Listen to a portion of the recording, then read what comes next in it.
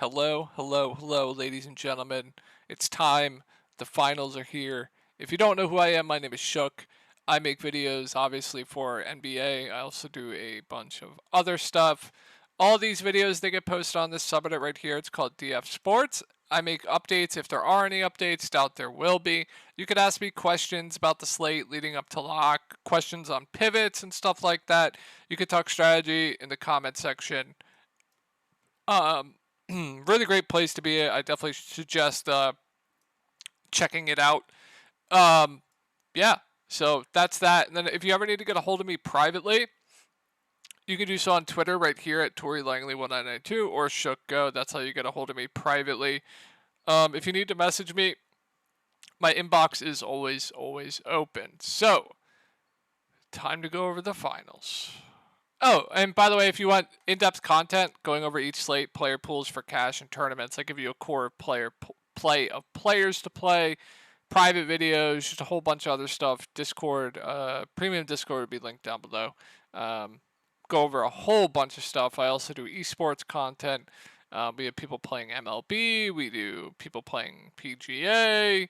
I'm going to be grinding WNBA here soon, so that'll be linked down below. But yeah, let's go over the slate. So I'm not going to bore you guys to death. We'll just go over what I think happens with the rotations like normally. Can't look at Popcorn Machine really, to be honest, because it's a new series. I think Denver will basically do the same thing they've always been doing. In the playoffs, not much really to change there. And then I think Miami will basically do the same thing. I just think the backup 5 spot is really the only thing that is kind of up in the air right now. So I think it makes sense for them to go Highsmith as the backup 5. I mean, right? Good defender. Is Kevin Love a good defender? No.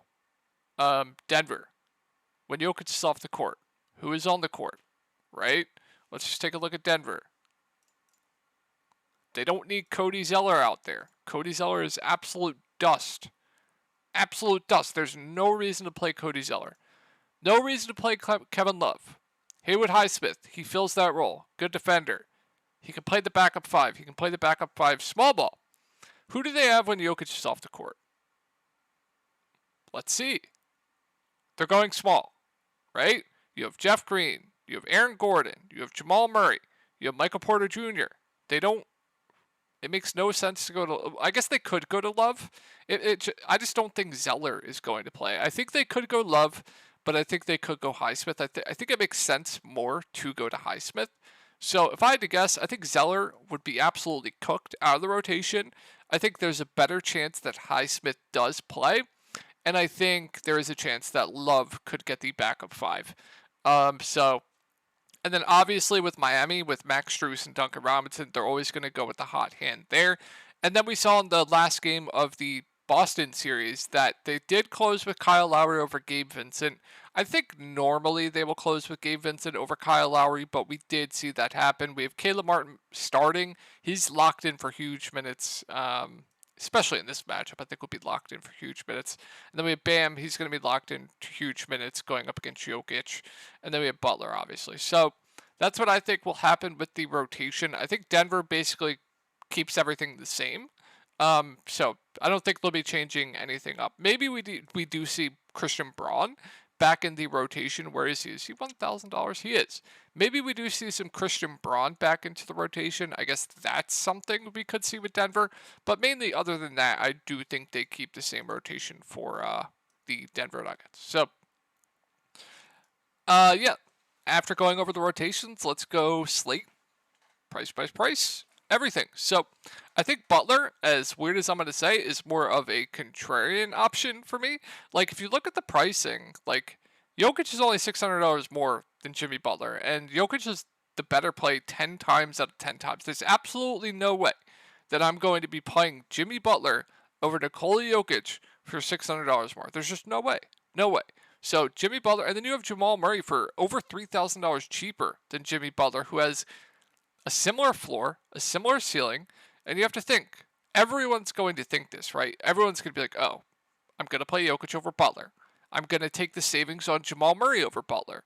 So you got to think, What are people going to do? That's going to be what people are going to do. I'm telling you now, the optimal lineup will have Jamal Murray and will have Nikola Jokic in. I would be shocked if it doesn't. Like, before lock, the optimals that the optimizers give out, I would be shocked if it had Jimmy Butler in it. I would really be shocked. So, more of a contrarian option, but obviously I still really like him for tournaments. Like, he has super high floor. He's going to play 42, 43 minutes. He's going to stuff the stat sheet. Really good defender. He's probably going to get you a blocker and a few steals.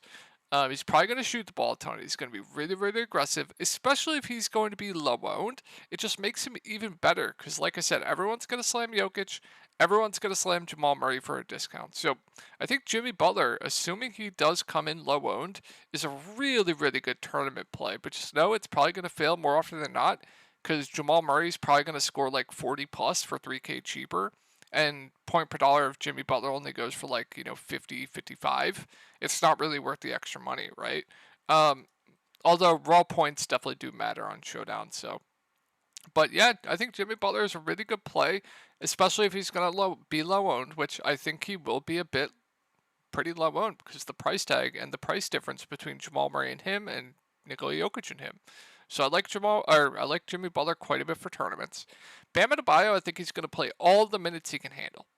I think he's going to play every minute that Nikola Jokic is on the court, assuming he doesn't get into foul trouble. If he does get into foul trouble, I don't know, maybe Highsmith comes in, maybe Love comes in. Like, if he does get into foul trouble, I think there is I have no idea who would come in. But when they're doing that, when Jokic is off the court, I think it's going to be Zeller has the best chance, Love the second best, Zeller the least chance. But Bam, I think he's going to play all the minutes he can handle, all the minutes Jokic is going to be on the court. Good defender, solid rebounder, maybe a bit undersized in this matchup, but 9-2 I think is another pretty good play.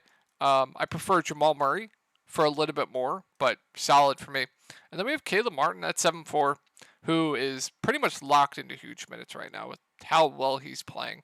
You can't expect him to keep going for double-double every game, and you can't expect him to keep shooting 50+% from three. I mean, normally he's like, 35% from three, I believe. So while I think he's a good play just because the minutes, I have a feeling he might be a little bit over-owned. Like, I would personally rather play Michael Porter Jr. over Caleb Martin. I just would. So do what you want with Caleb if you want to ride the hot streak there. I think he's a good play. It's just going to come down to ownership, right? After lock, when we see ownership, that's when we know what is a good play. Before the slate, when we don't have ownership, like without saying now, yeah, he's a good play. He's going to play 40+ minutes. He's a good rebounder, good shooter. He's been their second best player. The role's really, really good right now. So yeah, I think Caleb's a solid play. And then we have Gabe Vincent, Kyle Lowry, 5'8", 5'2", respectively. I think Gabe Vincent normally will close over Kyle Lowry. We did see Kyle Lowry close over Gabe Vincent last game. I think Gabe Vincent will probably be more popular. I think he's the better play straight up. I think normally we get mid-30s minutes from him. He'll stuff the stat sheet as well. He'll probably shoot the ball 10+ times too. I think another pretty solid mid-range play for salary relief. I think he'll be pretty popular. Not entirely sure. Kyle Lowry is the pivot to Gabe Vincent, and more often than not, it's not going to work out for you. Like, if he doesn't close, he's probably only going to play around 20 minutes, and you probably do need a little bit of more minutes from Kyle Lowry if he's probably going to be in the winning lineup, so you kind of do need him to close to be in the optimal lineup, I would assume. Could he get you like 25 to 30 in 20 minutes? Yeah, absolutely. I think more often than not he won't though, but strictly just tournament only play for me, but I think a good tournament play just because I don't think anyone's going to play him. And then that off chance he does move, and if he does close and play like 30 minutes, probably going to win you a tournament. So Kyle Lowry's a good tournament play. And then we have Strus, then we have Duncan. So Strus obviously is going to start. They're always just going to go with the hot hand, though. I think more often than not, Strus is going to play more minutes, and now that they're close in price, I think Strus is the better play. Like, I'd rather just play Max Strus. I think Duncan has a lot more volatility with his minutes, but also he has been playing better than Max Strus. So I think they're both fine. Max Strus, definitely the better rebounder of the two, so maybe a little bit of a higher floor, but they're basically scoring dependent. I don't have a lean on, like I said, I think Strus is the better play, but I think both are fine at sub 5K, both not fun rosters. I was slamming Duncan Robinson every slate at low ownership. It worked out for me huge in that series. But yeah, Strus, Duncan, more tournament plays. They're just going to go with the hot hand there. And like I said, with the backup 5 situation, I think it'll be Haywood Highsmith, so you can take a dart there. Maybe it's Kevin Love, but I don't think it will be Zeller. And I hope I'm not wrong here, but I think it'll be one of Highsmith or Kevin Love, who are both fine darts for salary relief. We'll talk about the value on the Denver side that I do like a little bit more. And then if you think like Denver are probably pretty big favorites, I haven't looked at the spread, but you could actually play like a 1K guy and hope the game blows out. Duncan Robinson will play blowout too, so if you think the game blows out, like you could play Duncan and just hope the game blows out.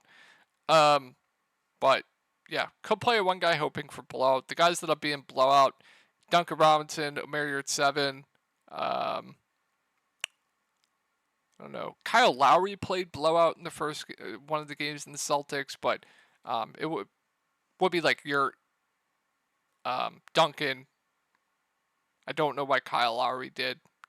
Yeah, so let's go over Denver. So I think Jokic looks phenomenal. I'm not fading Jokic. It's the best bet about the slate.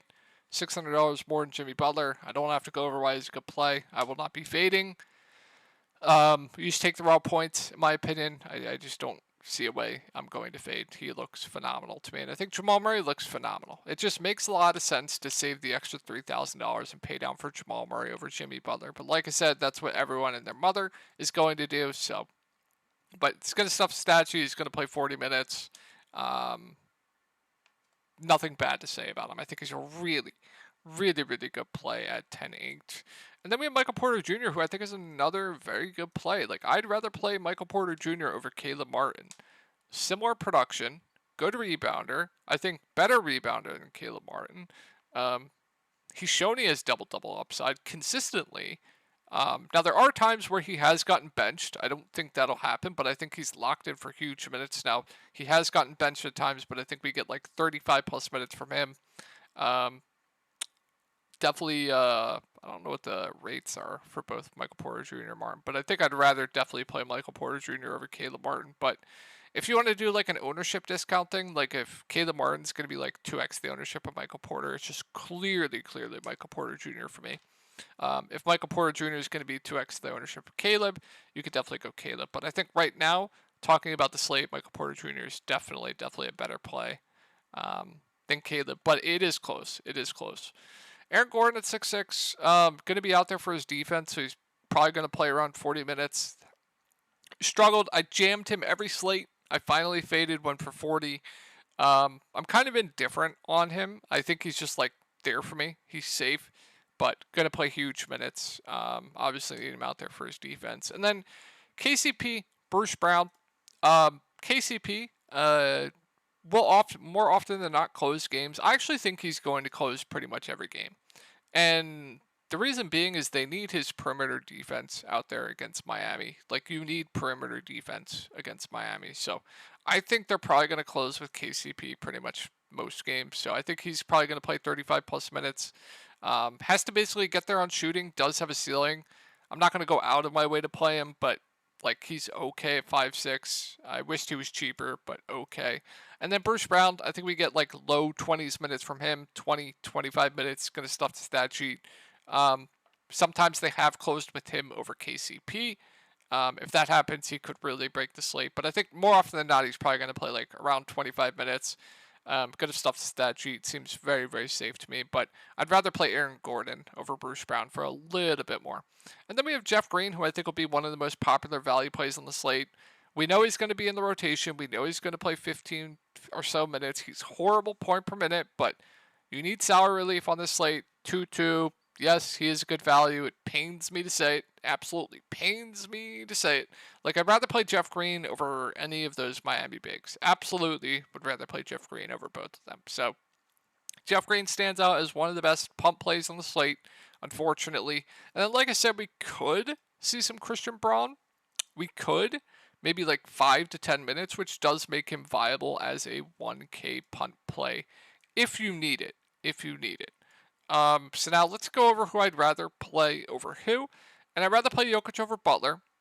Straight up, I would rather play Butler over Murray.